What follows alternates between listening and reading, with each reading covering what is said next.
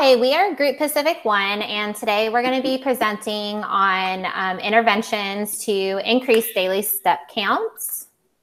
Our group members include Annie. Annie is a autism support specialist at Parent Infant Programs, a nonprofit in Chico, California. She is also working under a BCBA as a behavior technician. Annie has 12 years of experience working with individuals with autism and has a bachelor's in psychology from Chico State. Jennifer is from Southern California and currently resides in Arizona. She is an assistant clinical supervisor with a nonprofit company based in Phoenix and has plans on becoming a BCBA after receiving her graduate degree from Ball State University. In addition, she has 2 young boys who enjoy keeping her busy outside of work and school. Then we have Bryant, who is a behaviorist in Northern California at a non-public school. He is currently pursuing his master's in applied behavior analysis with plans on obtaining a BCBA.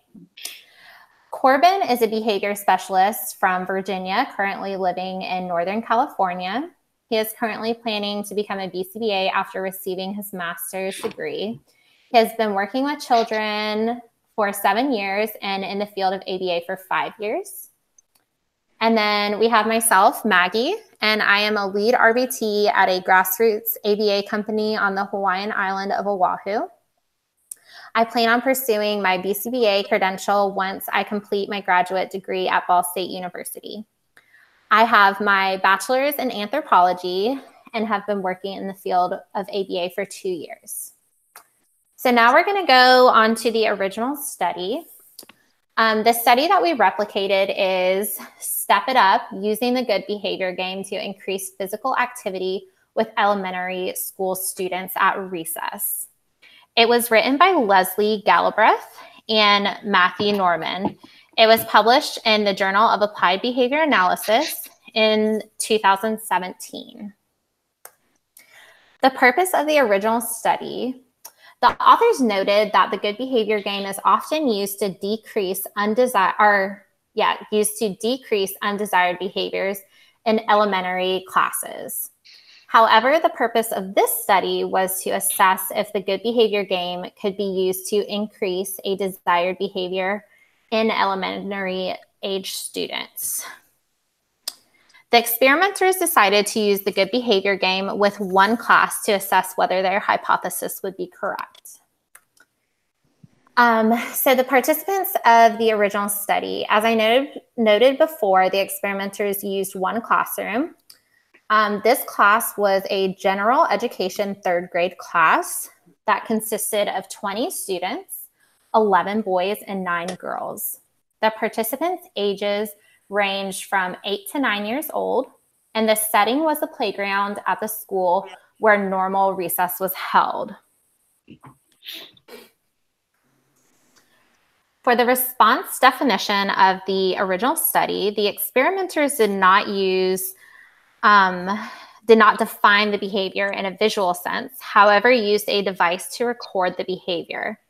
Therefore, the device had to record and register the behavior for the behavior to fit the definition. A Yamex SW200 DigiWalker pedometer recorded steps taken by each child.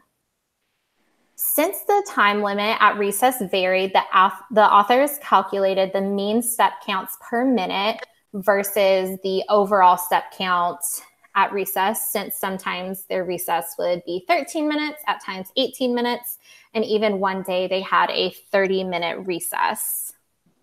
The Yamex SW200 DigiWalker was sealed with electrical tape in order to hide the step count and ensure the children did not reset the pedometers. For the original study, the authors used an alternating treatment design using baseline and the good behavior game during the intervention phase.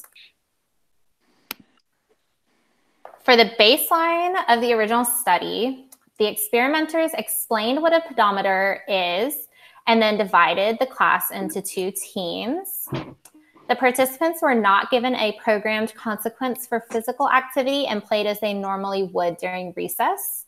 This indicates that the experimenters only explained that a pedometer counts their steps, but did not tell them to try and get as many steps as they could.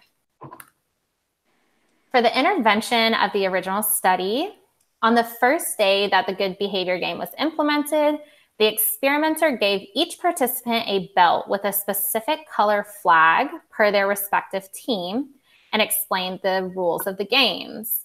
So the game was to take as many steps as possible and to get more steps than the other team.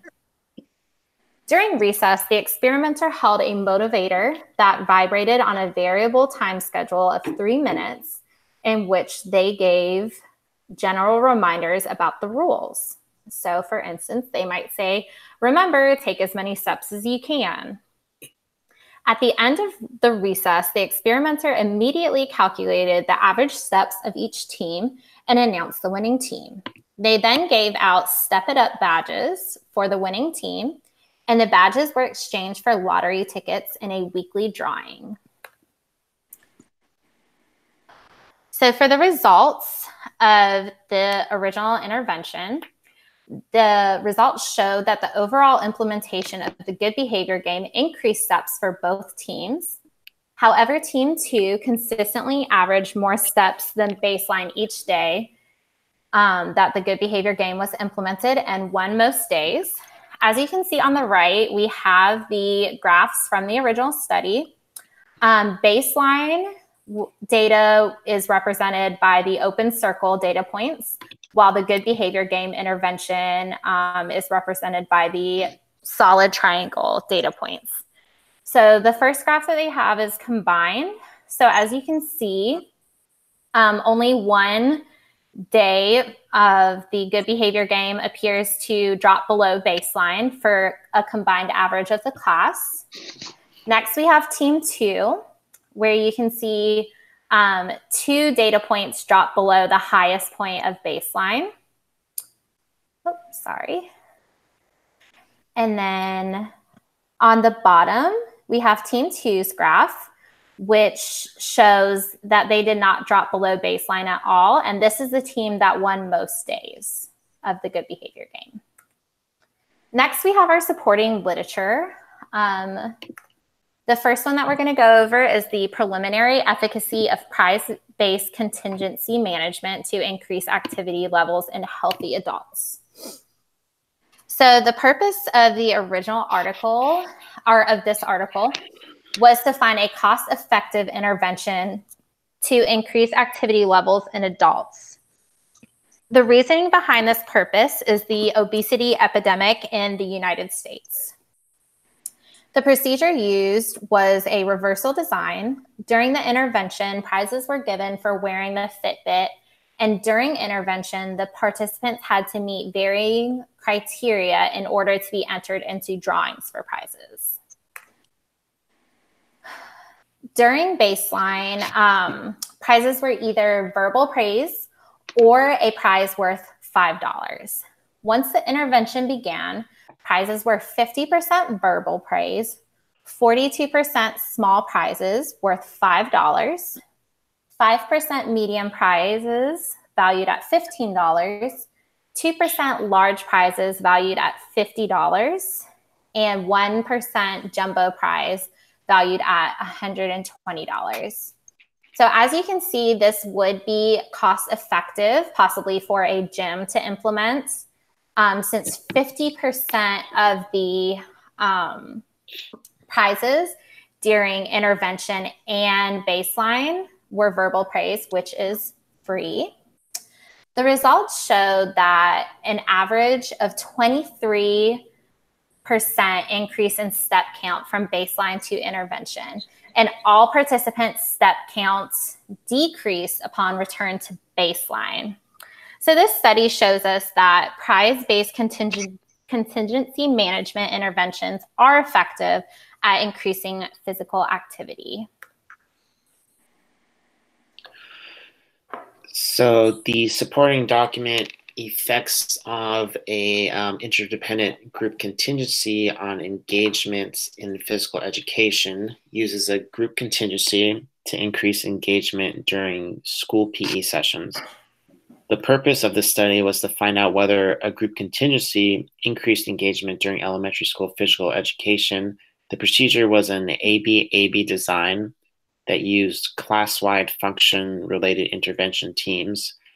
The teacher used 4 teams in which each group would progress from station to station, engaging in physical activity. Within the intervention, teams would earn points for displaying appropriate behavior while engaging in the assigned activity. Points were given every timed interval based upon appropriate behavior and engagement. The results showed that level of student engagement was successfully increased when within the intervention phase. When the groups were measured out of the intervention phase, median engagement was at 33%. When within the intervention phase, median engagement was at 69%, showing support for group contingency interventions. The next supporting study is pedometer use increases daily steps and functional status in older adults. The purpose of this study was to look at the benefit of increasing physical activity in adults. They hypothesized that if older adults wore a pedometer, it would increase and sustain a higher level of ambulatory activity, as well as improve the measures of functional status. 36 ambulatory adults aged 65 and older from 6 different senior living facilities in St. Louis area were given pedometers. The screens were covered to measure baseline steps. After the baseline was taken, the screens were uncovered. For 4 weeks, participants were encouraged to increase their daily steps by 5% per week. At the end of the 4 weeks, the pedometers were removed from the participants. There were 2-week period before the participants were re-given the pedometers with the screens covered again to measure maintenance of activity. The outcome measurement was to measure the average of daily steps. There were also secondary outcomes. This included scores based on the timed up and go to the gait and balance evaluation. This evaluation included functional reach, 2-minute walking distance, 30-second leg lift repetitions, grip strength, geriatric depression scale, and quality of life scale. The participants' average number of daily steps had increased from 2,992 to 3,670 over a 4-week period, which was a 22.7 increase. After the pedometers were removed for 2 weeks, the average steps were not sustained. As for the secondary outcomes, for the timed up and go, decreased. 30-second leg lifts increased, and 2-minute walking distance improved. There were no improvements seen in the grip strength, functional reach, GDS, or quality of life. This study showed that pedometers can be a motivating tool to help increase ambulatory activities in older adults. It also has secondary benefits in functional status measures. In an additional supporting literature article named Classroom-Based Interdependent Group Contingencies Increasing Children's Physical Activities, and the purpose of this study was to expand upon previous research by investigating the effects of 2 interdependent group contingencies on children's physical activities, and measured the amount of steps that were taken daily. It used a reversal design, and during the classroom cumulative total condition, extra recess time in the amount of 15 minutes was given if the classroom as a whole was able to reach their step goal over 4 days. If in the individual goals condition, participants received praise daily if their step count met or exceeded their goals, and if the goals were not met, the participants received neutral statements of encouragement such as to keep trying. At the end of the 4-day time period, if at least 80% of the participants met their individual goals each day of that week, then the entire classroom earned the extra recess time. The participants were 30 third grade students in 2 general ed classrooms from the Midwest. They participated with parental consent, and the pedometers were used to track their physical activity during a 24-hour period for the days of Monday through Thursday. Of those 30 students, 16 were girls and 14 were boys. They were aged 8 to 9 years old. In addition to having a researcher track the actual step counts from their pedometers, the students were also self-recording their activity in an activity diary. And the classroom, in the classroom cumulative total portion, was kept informed of their progress through visuals at the front of the classroom. For the individual goals part, the participants were able to see their progress directly on their assigned pedometer.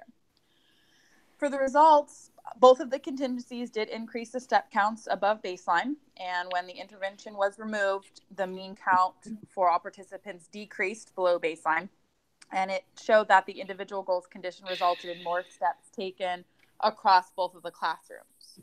That corresponded to approximately about 60 additional minutes of moderate to intense physical activity per day, which exceeded the anticipated increase of 1,500 steps per day.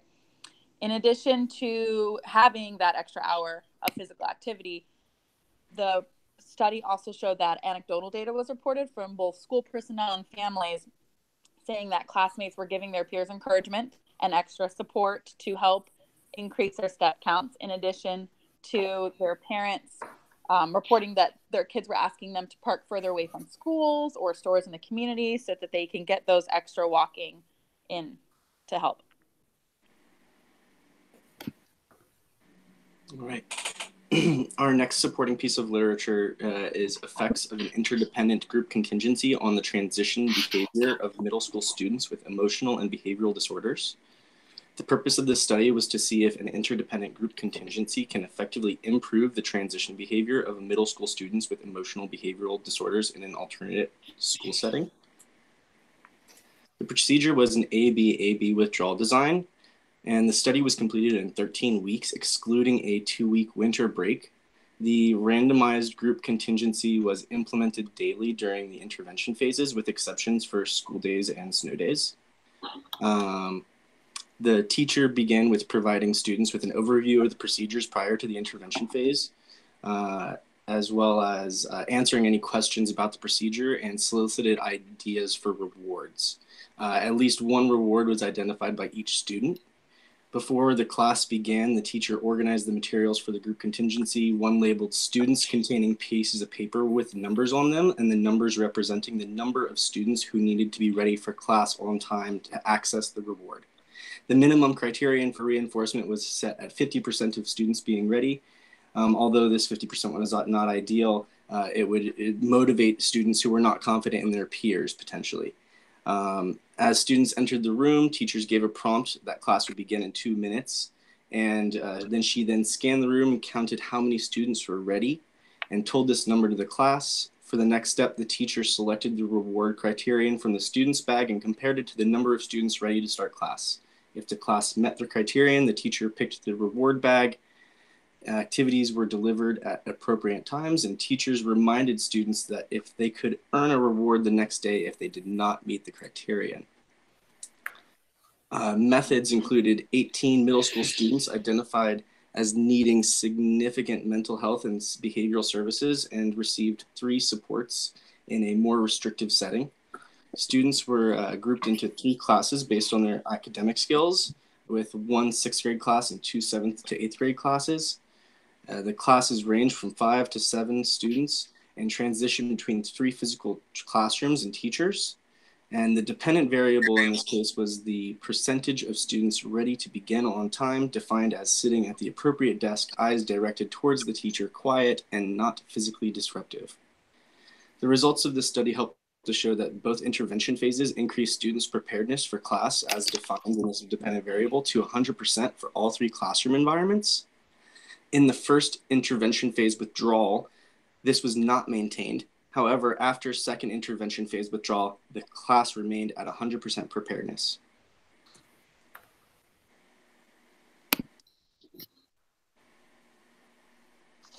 For our replication study, we replicated the original study conducted by Galbraith and Norman in 2017 by using the good behavior game to increase our overall physical activities, and we measured it by the amount of steps taken daily. The participants for this study were 5 graduate students from Ball State University. There were 3 females, Jennifer, Annie, and Maggie, and 2 males, Bryant and Corbin, and the ages ranged between 26 and 34 years old. For the baseline, each participant was asked to monitor and record their step count for a 24-hour period. This data was collected Monday through Friday from 12 a.m. until 11:59 p.m. For this study, a step was defined as walking in a forward direction by placing one foot in front of the other in a regular pattern, creating a movement in a certain direction.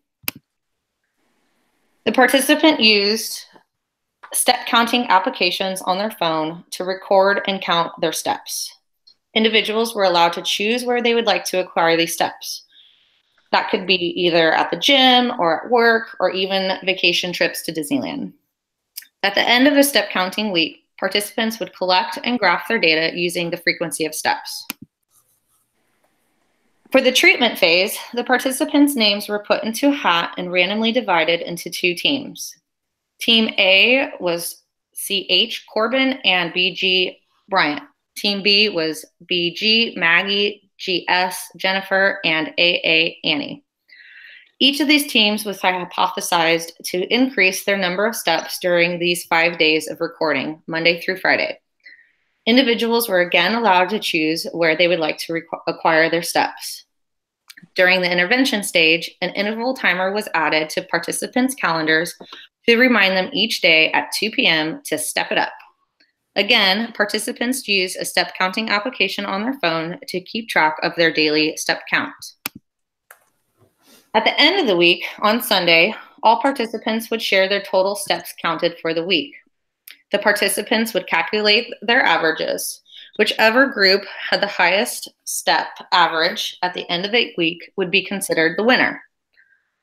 The individual group members got their names put into their hat for a drawing to win a prize.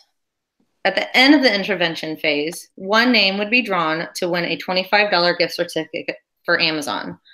Each participant would put in $5 towards this drawing. A total IOA was used for inter-observer agreement.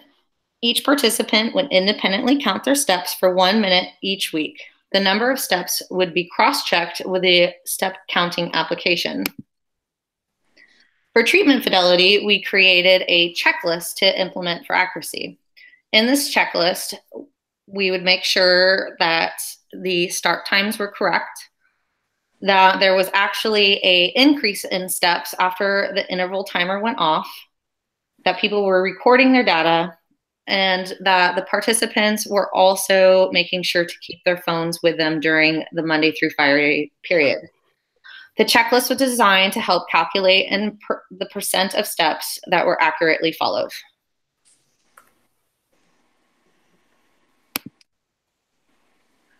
What we see here now is the final team data. Team A, myself and Bryant, showed a slight decrease after treatment intervention. We can also see for baseline for both teams, stable baseline was not completely achieved, however, a little bit more of a stable baseline for Team A. Another thing that we can see is that there is a variably slight increase also for Team B. We then go to our multiple baseline graph, and we can see each individual's changes as intervention took place, as well as baselines of each individual. For my own data, I had a slightly variable baseline that was not conclusive that the intervention was the effect, right? As well as I had a slight decrease in my percentage of steps by negative 5.84%. The average baseline number of steps that was taken was 3,346 steps, with an intervention average of 3,151, with just a slight decrease there, as well as a baseline range of 2,495 to 5,173, and an intervention range of 901 to 5,566. Things that impacted the intervention were illness as well as vacation dates.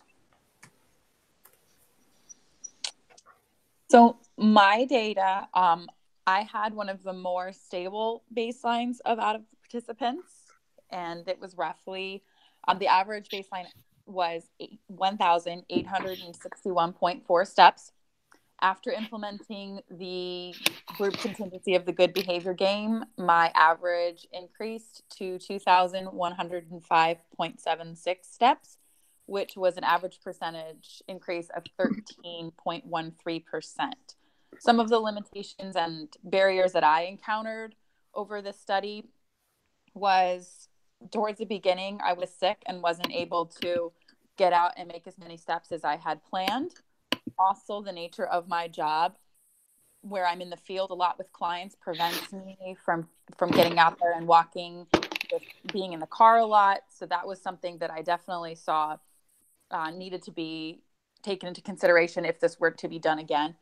Also, one of my highest points was a little over 10,000 steps, and that was when I went on vacation and was walking through Disneyland, which quite a few steps were taken that day. So those are some things that my data reflects.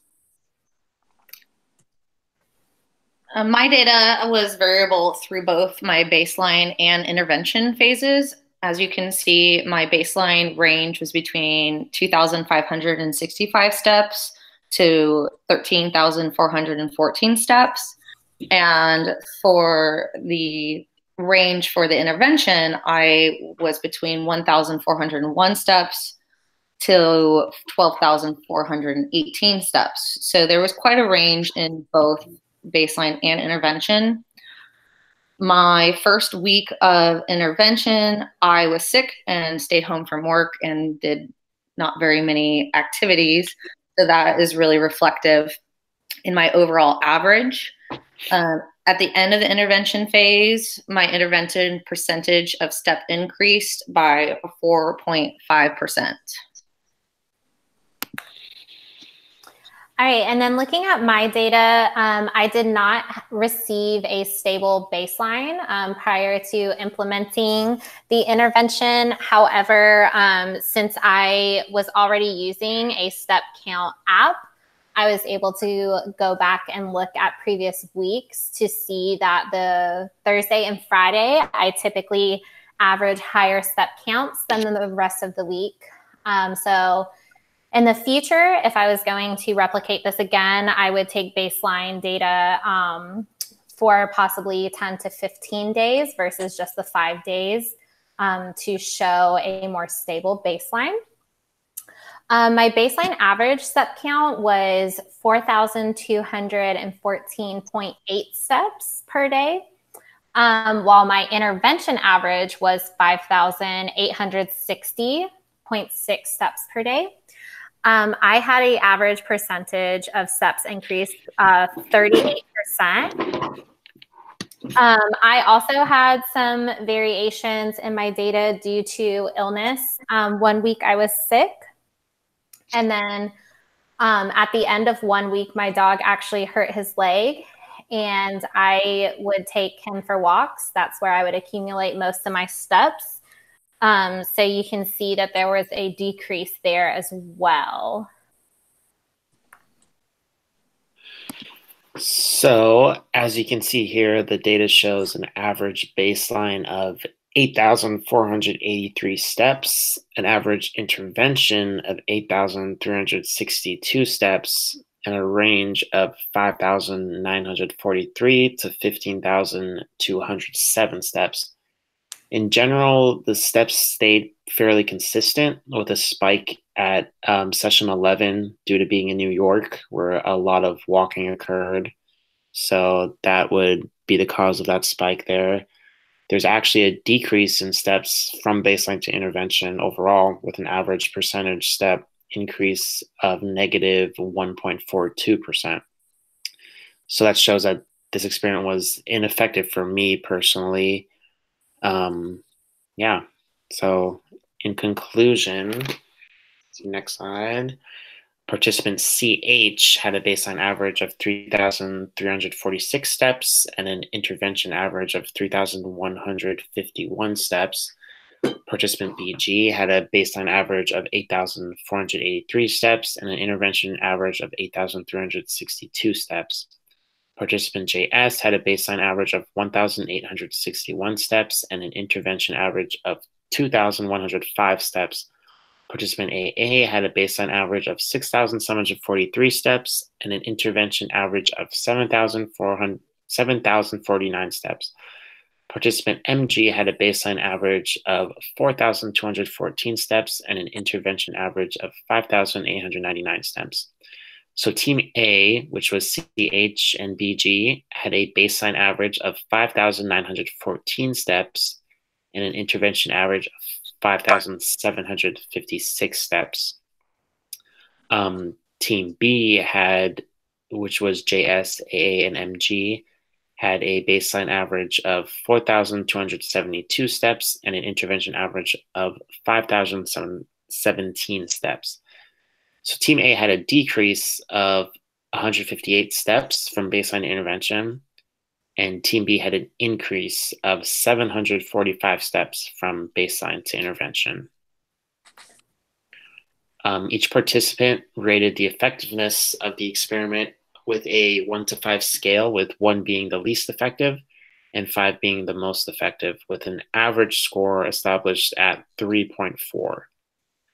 So with 3/5 of the participants showing a significant increase in steps, it shows potential for these methods in increasing step count, although some adjustments should likely be made as stated in the limitations.